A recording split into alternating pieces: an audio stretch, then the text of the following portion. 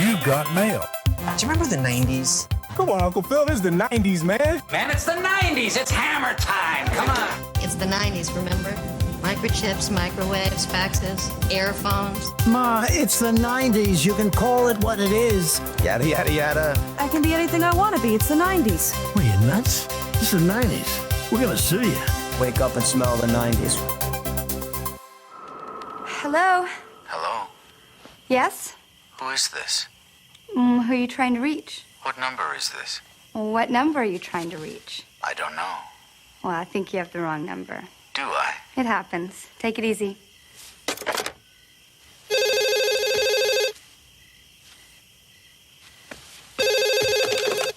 Hello? I'm sorry. I guess I dialed the wrong number. Well, so why'd you dial it again? To apologize. You're forgiven. Bye now. Wait. Don't hang up. What? I want to talk to you for a second. They've got 900 numbers for that. See ya. So that was a clip from Scream. So today on Dave and Cheryl and the 90s, we have a slightly different kind of show. This is not a surprise. We all knew what this episode was going to be about, but we do have guests. Can you introduce yourself? You don't have to use your last name. Okay, my name is Tania. And your name is? and I'm Tom. And these are my good friends from Canada. So they're going to have a real Canadian twist to their experiences. You two did grow up in the 90s. We're all about the same age, right? Yeah. Yeah. Okay, so you are qualified to be on this podcast. Yes. Yeah. Me and Tania went to high school together in Canada, and we've known each other ever since. We are claiming 10 years. Yes. But telephones are the thing that has changed the most, I think, in our day-to-day life from the 90s, because we used to have cords, and we used to not be able to get a hold of each other so easily. Yeah, now notice in the scene when she was walking around, she's holding the phone with her because it was attached to a cord. Mm-hmm. But I remember it wasn't like we didn't have cell phones or anything to walk around. No. It was a landline. It was a landline. It was a landline. Yeah, a landline. Every house had one. If you were one of the rich kids, you had one in your room too. You had a separate landline in your room. And your friends could directly call you. Otherwise, your friends would have to talk to your parents. Yeah. Ask for you. Now, I have a cool story. Okay. I made. So, I remember it was a big thing when I was 14, and for my 14th birthday, the one present that we got was that we got to get a landline, a second landline, and so that we could have a phone in our own bedroom. You and who? My sister and myself, because we shared a bedroom. Mm-hmm. And it was equivalent to getting a cell phone now for teenagers, but it was so cool because it was a separate landline that when our friends called, they wouldn't get our parents. They didn't have to talk to your mom and dad. And that was the present for my birthday. Yeah. Now, you remember calling my house and having to talk to Willie Bald, right? Yes, we had to talk for about 20 minutes. Now, who is Willie Bald for? Willie Bald was my dad. Is my dad. He made sure he had good conversations with us first. Yes. And then he finally got his Then shit off. eventually I would get to talk to my friends. Yeah. But so, you know, what she referenced in that clip was a 1-900 number. Can you explain what a 1-900 number is? Tom, maybe you might know that. A 1-900 number? Is it a free line that you could call? No, it's literally the opposite of that. A paid line. It's a paid line. So I never used those lines. Oh, you didn't? It's a pay per minute sort of. There's different kinds of themes, but there were 900 numbers for psychics, erotic uses. erotica, yeah. By calling 1-900-463-5200, you can share the relaxing imagery of personal desires on the all-woman dream line. Hear for yourself the inner thoughts of women who know what they want. There's the one Simpsons episode where Lisa gets addicted to the Corey line. Hi, you've reached the Corey hotline. $4.95 a minute. Here are some words that rhyme with Corey. Glory, story, allegory, Montessori. Do you remember that? I don't remember that episode. Yeah, oh yeah, Lisa gets, you know how Corey Haim and Corey Feldman were very popular in the 80s. Okay, so like The Simpsons spoofed that by her calling the Corey line, which was literally just some young teenage heartthrob saying phrases. And then her parents got the phone bill at the end of the month, and you got in trouble. Now, did you ever get in trouble for long distance calls, or for you didn't get in trouble for 900 numbers? I know that. No, I had no friends, so I didn't take up the line very much. Mm-hmm. But I have a completely different experience. My computer, my computer was hooked up to the landline, so. Can you do an impression of what the internet sounded like? Your dial-up, don't know. Your dial-up modem? Your 56 button. Something like that. I don't know. So can you describe how, why the phone line was used for the internet during early internet? Why was it? Because we didn't have an infrastructure like today. So even before the internet, we had BBSs, which were bulletin boards that you could connect to. I'm making gestures to you as if they can see it, but yes, bulletin board systems, and you could only go on one at a time. Yes, unless they had multiple modems in that. Unless they had multiple modems, but it was like you just basically, if you were doing, say, messaging, you log on to, you use your telephone line, you hook it up to a modem, you call a bulletin board system or BBS, and then if you wanted to have like a conversation or play a game like chess or something, you had to do everything, leave your message, log off, someone else had to log back on, give the response, and then you had to go back on later and find it. And what would happen if your parents wanted to use the phone line? Well, they would disconnect me, right? Yep. So that was annoying. So you could either do the internet or you could do telephone. You can do right, both at the time. Yeah. They would also yell at you because your parents would pick up the phone and they would just get this humongous screeching loud modem sound in their ear. And that was the thing we were talking about before, is that you had a landline and you got your own landline, you said. But if you had a line in the house, you could have multiple phones. You would split them.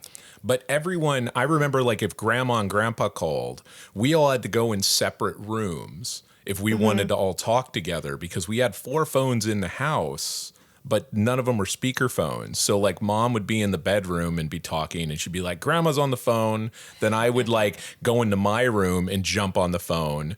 And then dad would go and get the one in the kitchen, and we'd all be in separate rooms, but all having a conversation. Or I remember too, because like my grandparents lived in Germany and we would talk to them a lot. So when Oma and Opa called, she would call us down there and she would hold her ear to one end of the line, and then we could all hear like a faint, tiny voice on the bottom phone coming from the speaker. That was kind of like, and we're all surrounded by surrounding the phone. Well, that's also kind of similar to not call waiting, 3-way calling. Do you remember doing that? Oh, yes, I remember 3-way calling. Where you could actually introduce a third friend into the conversation, or you could go back and forth with call waiting. You could press the star button to pick up an additional phone line. Like you could hear a specific noise while you were talking to a friend that said somebody else was trying to call, and then you press the button and say, hey, and then you figure out who you want to talk to more. Oh, yeah. Or you forget about them and just leave them hanging. Leave them hanging on hold. Oh, yeah. But later on, you were able to combine it so that all 3 of you could talk together.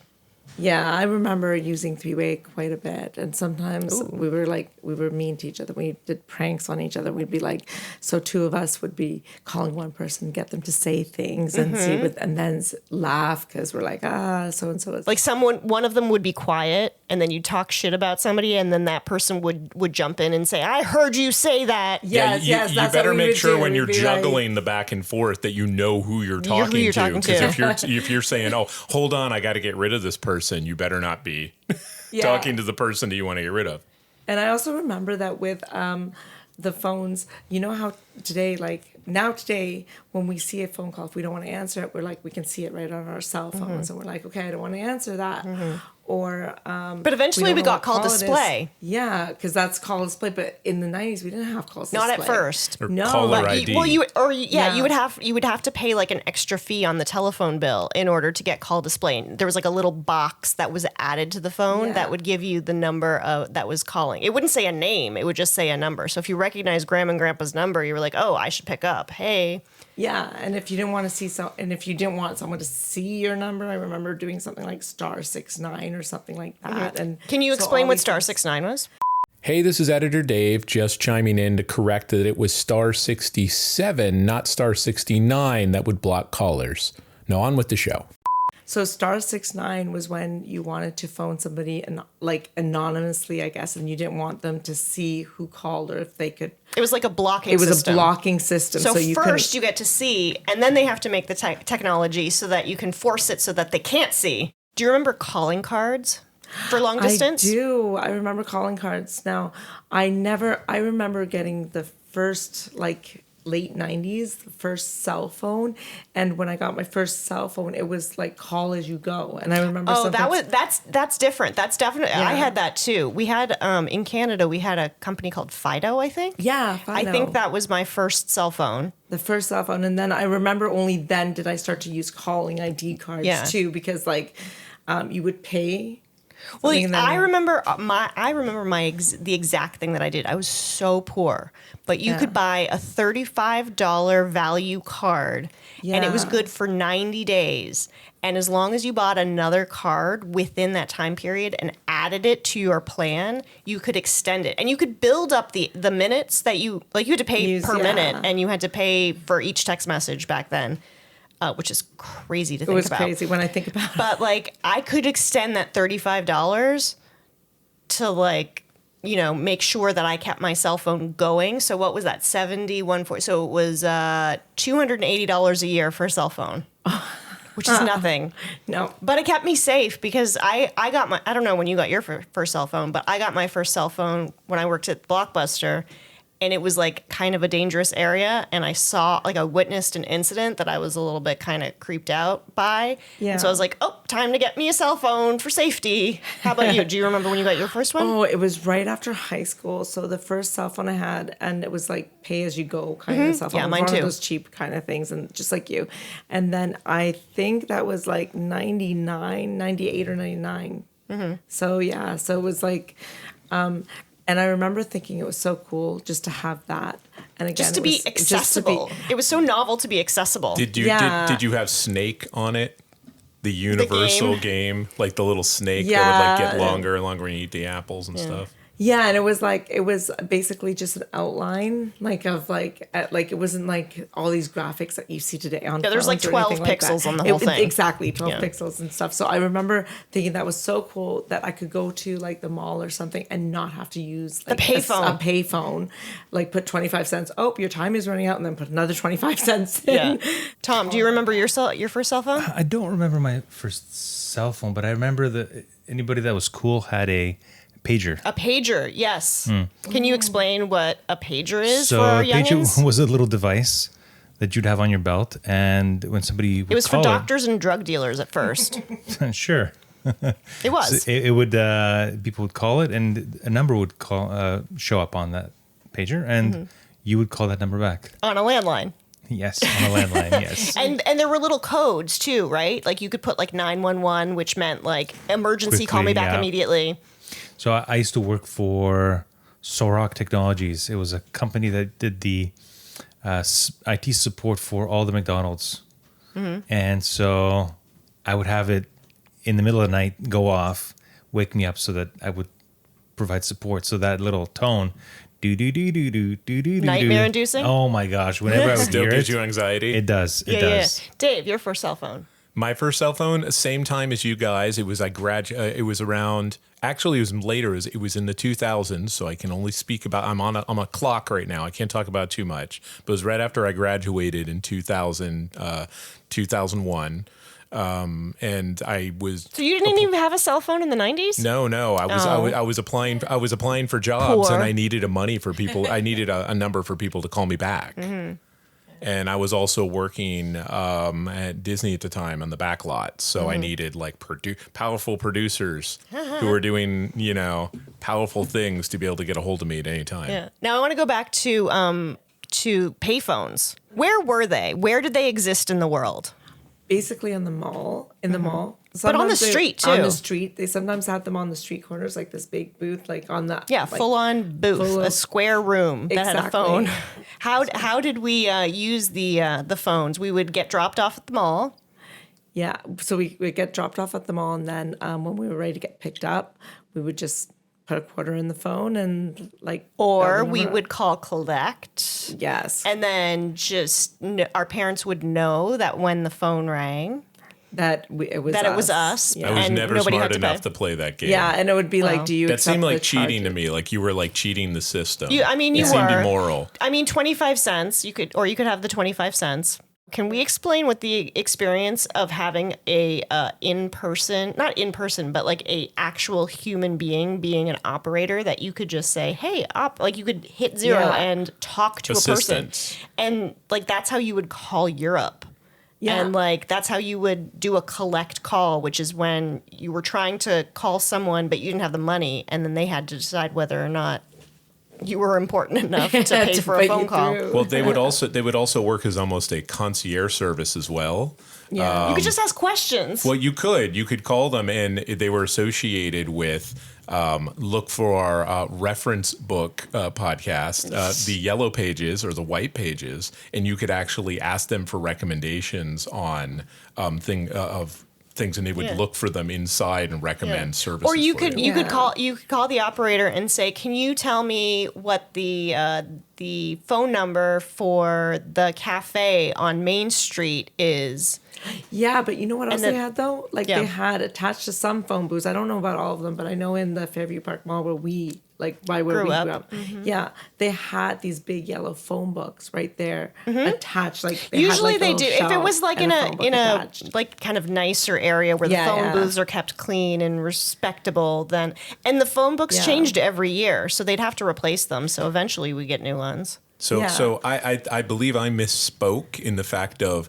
You're talking about operator. There's also 411, which is information, which is the one I'm talking about, is where they would give you information. Yeah. You could ask them basically anything. But the operator, I think, could, like if you didn't know a phone number, you could say, this is the person's name, they live at this address, and they would be able to connect you, right? I believe so. I believe so. They would do that. That sounds a little bit like a nightmare nowadays, but it's published in the yellow pages or the white pages already. So. Yeah.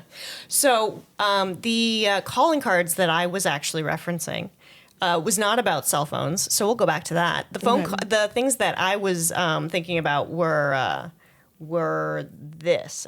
Little phone tip. Next time you make a collect call, just dial 1-800-COLLECT. It's easy. Beep boop bop boop beep bop beep bop. That's the way I do it. 'Cause guess what? I like to save people money. You do? I do. So there was like 1-800-COLLECT. There was also you could go to the drugstore or whatever and buy cards that had phone numbers, and they were loadable too, but they were used for long distance. I remember when I would call my parents. Because, when I went away for university, we didn't live in the same house anymore. So in order to keep in contact with them, I had, and it was like loaded with a certain amount of money. And I don't know what long distance was. It was like local-ish long distance, like the same province or state, if you may. And now there's just not long distance. There's international, but there's really not long distance anymore. It used to be that if you called outside of your area code at all, like you were at a hotel or something and tried to call like back home, you'd get a big phone bill. Like if it was outside of your area code, you got charged. Speaking of area code, back in the day, we didn't have to use it. No, we didn't have to do 10-digit phone calls. We would do 7-digit phone calls if it was in your area code. So it would default to your area code. And if you were calling a friend like across town who was still in your area code, you just had to put in the first, or you just had to put in the last 7 numbers. You didn't have to put in the first 3. Now it's always 10 digits. But that also allowed you to know basically whether or not it would be long distance. If you didn't have to type in the area code, it was not long distance. If you had to, you would have to pay per minute. Tom, I'm feeling you may know this, a little factoid here, but my father worked for United Telephone. He worked for the telephone company. But we were on the very end of this because my dad had old phones in the 90s. But you had to rent a phone from the phone company back in the day. And they were often rotary. And they were rotary. Those old school, like super heavy rotary phones you just pick up and eventually they became touchstone. Yeah, but you had to rent those phones, and a couple of them were rotary, and then they eventually turned into. And they were all like beige. Well, or black. We had cool ones. We had one that was the coolest one. It was the bat phone. It was red. Ooh, it was amazing. Fancy. It's still in our house. I'm getting that in the will. I've already called it. And are you talking about the? What is the phone icon on our phones? Yes. Right. Yeah. Uh-huh. Yeah. No, classic phone. Yeah. The one thing I do miss about phones is that when you went to the store to buy a phone to hook up to your landline, I miss seeing all the pretty phones. Like there was a shoe phone. Decorative there was phones. Like the decorative phone, yeah. Did you have the one where you could see the insides? I did. Yes, I did. The clear phone where the phone, bell yeah. was red and there were springs and pulleys That was definitely 90s. In the 80s, they always had phones that would be part of magazine subscriptions, and it'd be themed based on like Sports Illustrated would be a football phone, football phone. You know, hamburger phone. I had a neon pink phone Sweet. that could light up around the sides. Lip phone. The lip phone, like the lip phone. The red lip phone where you pulled those, up the top lips. Yeah. And it rested on the bottom lips. This was nonsense. I had utilitarian But it was such a big thing. phones. These were phones that were just No. functional. No, I had the invisible one for a really long Sherman time. tank. Or not the invisible, the see-through one. Yeah. It was very cool. Now, can either of you guys, because you're a little bit more technologically advanced, Tanya and I over here, we're a little more narrative. Yeah. What touch tone is? What is touch tone? So I think that's every number had a different tone. Yeah, every number had a different tone on it, and that's how the computers or the switchers or whatever on the other end interpreted what you were pressing. The ones and zeros were just noises that were being sent across the phone line to analog. So this is all analog. So it's sending analog tones through the audio to the other system. Mm-hmm. It's not sending a digital signal. Mm-hmm. So that's the only way they could communicate to each other. Mm-hmm. Well, also, can you think of like back in the day, a lot of phone numbers for businesses had words in their phone numbers because each number is associated with letters, right? Yeah.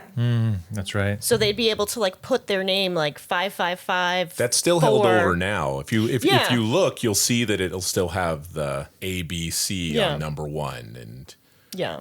Now, do you guys remember answering machines? Yes, I remember answering machines. It was a big thing in my house when we got our first answering machine. So aside from getting our first cordless phone, fancy, we got the answering machines shortly after that too.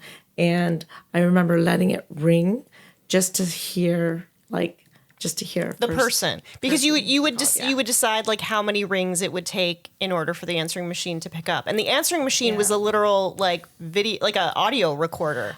But you know what? It was originally tape, but I guess by the 90s we only had we were late adopters, so we only had the ones that were digital. So and that is called voicemail. Voicemail, yes.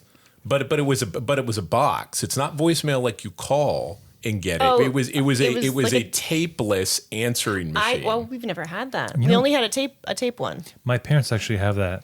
They had one. Have or had? They have it today. They have it. They have it today. Nice. Your mom has it. There's. Oh, that's true. She does. Yeah. There's. I think so. Yeah. There's broke down, and I had to search for one that was identical. Mm-hmm. And I found somebody in Toronto that was selling it for like $5. Of course. Wow. Yeah.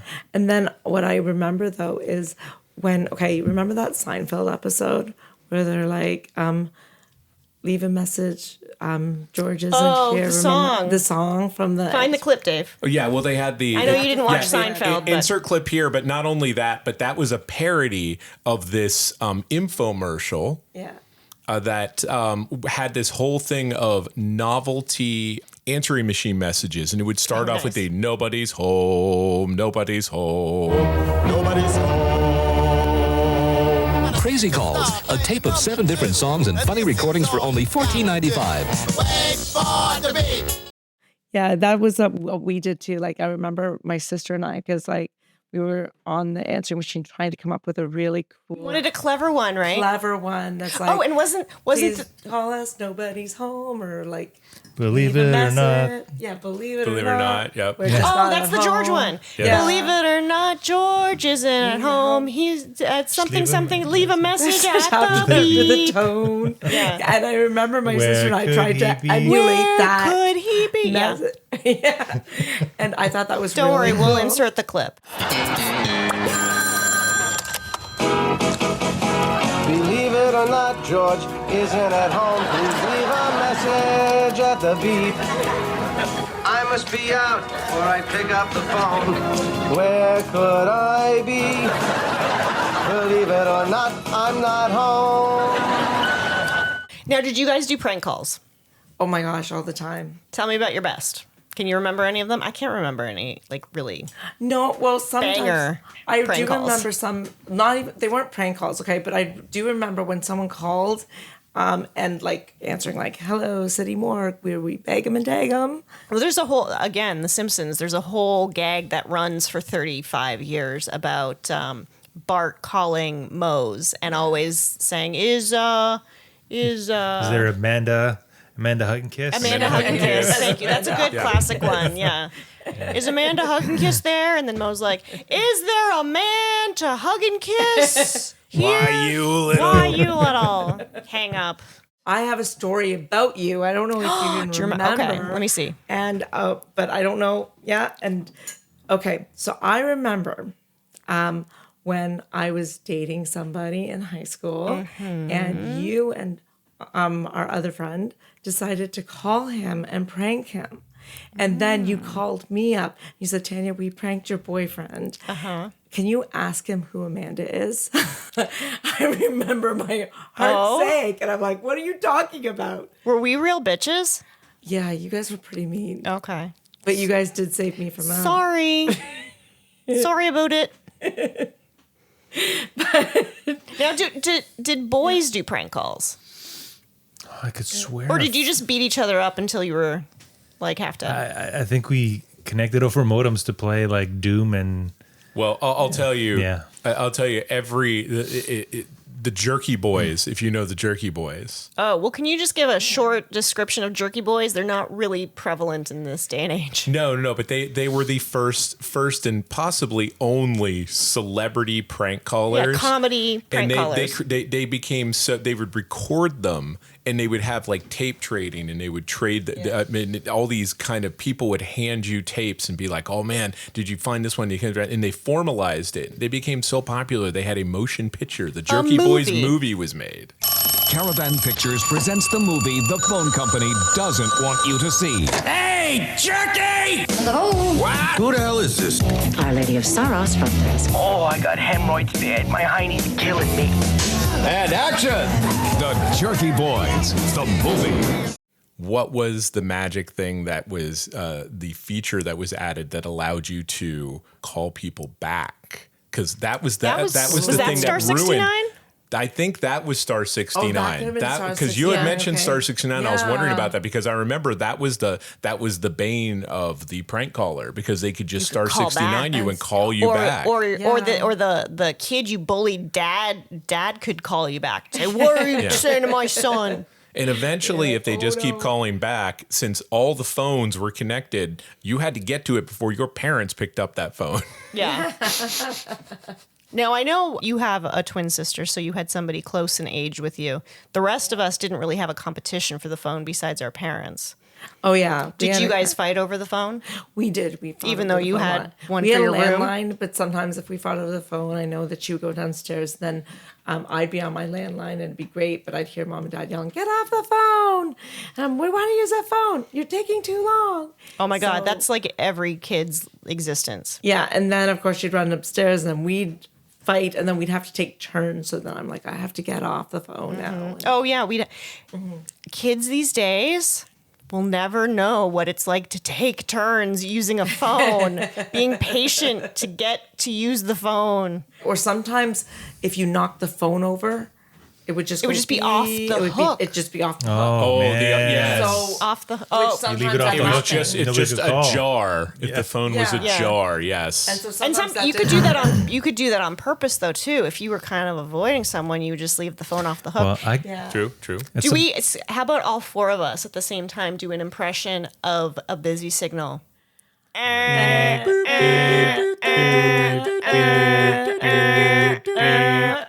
Well, one of the experience, I don't know if you ever had this experience, but of calling someone and then there's nothing. No sound, yeah. No sound, and you're like, hello? And then they're like, hello? And you're like, wait, did you Picking up the phone at the same time. Yes, exactly. Oh, yeah. It was so That weird. was a very specific thing. So you'd call up somebody, and on the other side, the other person would pick up the phone at the same time to make a call, and it was just dead silence. And then you'd be like, hello? And I'd be like, hello, who's this? And then you'd be like, oh my God, I was just gonna call you.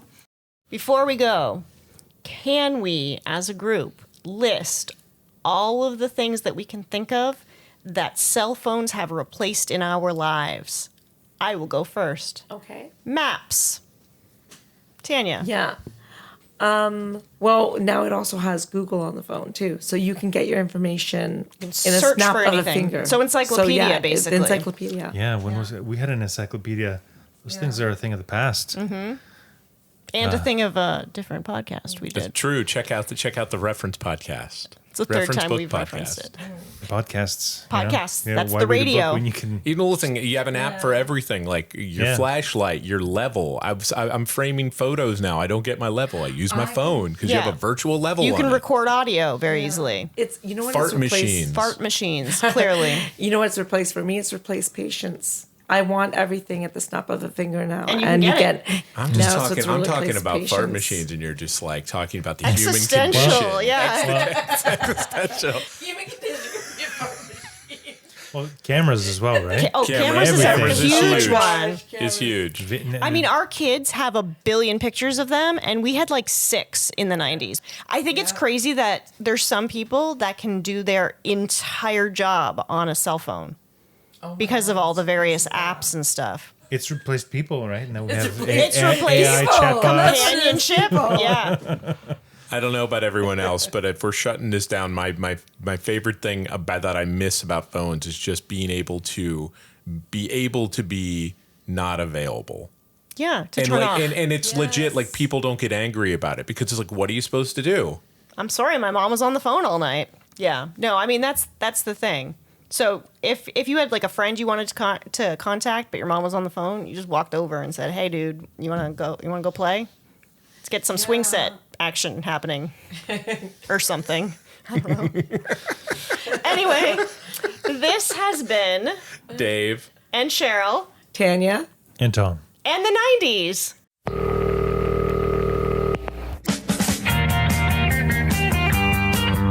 Got a favorite 90s moment or topic you want us to dive into? We'd love to hear about it. If you think we got everything wrong, we'd love to hear about that too. Drop us an email at andthe90spod@gmail.com, link in the episode description, and you can be damn sure that we'll read your comments on the show. Also, if you're digging the show, please rate, comment, subscribe, and tell everyone you know to check us out. It really does make a difference. Till next time, remember, we're nostalgia for the olds and education for the youths.